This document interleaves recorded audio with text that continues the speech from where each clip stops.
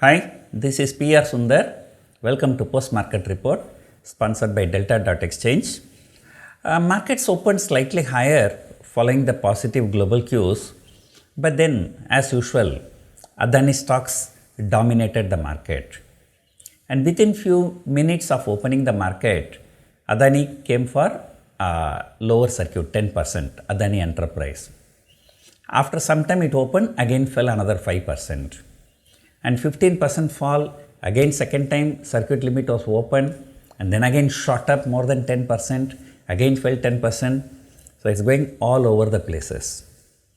And a lot of action in Adani stocks, and apart from that, markets are not going anywhere. When Adani stocks are falling or shooting up, and the banking stocks are dancing to the tune of Adani stocks. Today, Adani twins, that is Adani Enterprise and Adani Port, which are in F&O, and HDFC twins, that is HDFC Bank and HDFC. So these four stocks only dragged the markets significantly. Since morning, HDFC Bank was weaker, though HDFC Bank ADR was higher yesterday night in the US markets. In fact, for the last 1.5 years, the markets are moving just by HDFC Bank. Just like Adani stocks uncertainties, this HDFC Bank and HDFC merger has to complete. And until then, HDFC is making a bigger move. Such a big index heavyweight stocks moving, so much gives all kinds of volatility to the markets. But finally, if you look at overall market, not really very bad. Either it's slowly grinding down or slowly grinding up.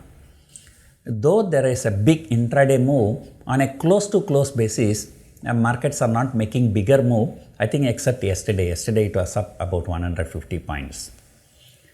But if you look at the Bank Nifty, from last Thursday to this Thursday, in these 5 trading sessions, the Bank Nifty on a closing basis did not even move more than 100 points in all the 5 trading sessions. It was somewhere around 41,500 last week. This week also it is somewhere around 41,500. If anybody would have done 41,500 short straddle, would have made fantastic money. But considering the volatility, I don't trade nowadays. Adani stocks, the lot of headline news. Norway Sovereign Wealth Fund seems to have sold all their stocks in Adani Group. And then MSCI considering reducing the free float because they are considering some of their shares held by some foreign entities actually considered as a promoter stake. And also Adani seems to have prepaid the loan of more than 1 billion, but now the reports say it is actually not the prepayment, that is the amount paid just because of margin call. Then again, now people are questioning how come all of a sudden he could get so much money. So all these things, markets do not like one thing. Markets do not like scams or uncertainties. The markets want certainty. So there are a lot of uncertainties in Adani Group stocks. So that's why the markets, it is affecting the entire market. But today also the Reliance has recovered from the lows, and I think Reliance is still in a oversold position, I can say. But in the last 1 week, the silent winners are Bajaj twins. Bajaj Finance as well as Bajaj Finserv, both have shot up more than 10% in last 1 week in a sideways market, in a silent market. Yesterday evening I told you, market, the Nifty is technically long, but of course, long doesn't mean that it will go straight away higher, and it can take out stop loss also. So I also told you stop loss should be 17,700 on the spot, not on the future. And then, today intraday it fell but recovered, but on a close-to-close basis, Nifty closed higher. Right now, both Nifty as well as Bank Nifty, both are technically long and not short. But however, Adani related issues will have to settle down for the markets to move higher. And I can tell you, in 2023, Indian market is the worst performing market in the entire world. I'm not talking about some small countries. I'm talking about the bigger economies. Maybe you can say top 10 or top 15 economies. India is the worst performing market. So as and when these local issues settle down, the markets may move higher. And another thing, these FIIs do not know what they are thinking about India. They are continuously selling.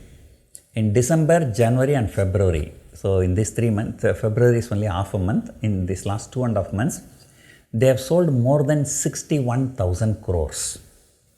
Right? So their selling also will have to subside at some point of time. And today, surprisingly, they sold very little. So they've sold about 144 crore. And more surprisingly, domestic institutions have sold more than FIIs today. But again, both the institutions selling put together is about only less than 350 crore. So there's nothing to worry. So this week is over and European markets are trading firmly in green. US futures are firmly in green. And then, like open interest, it needs some time for building up of open interest.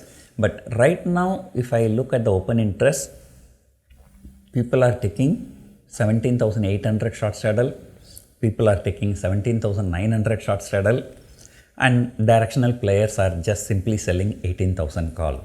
So they think that 18,000, which is a budget day high, it'll be difficult for the market to take out. The entire February month, the first trading session of February month was budget day. So after that, so far we have been trading within the budget day range. So that has to be broken out either on the upside or on the downside. But now we must be happy that we are somewhere near the upper end of that day range. So once it breaks, then momentum can build on the higher side. But before that, this Adani related news will have to subside. So that's it for now. Hope you enjoyed watching this video. Thank you for watching.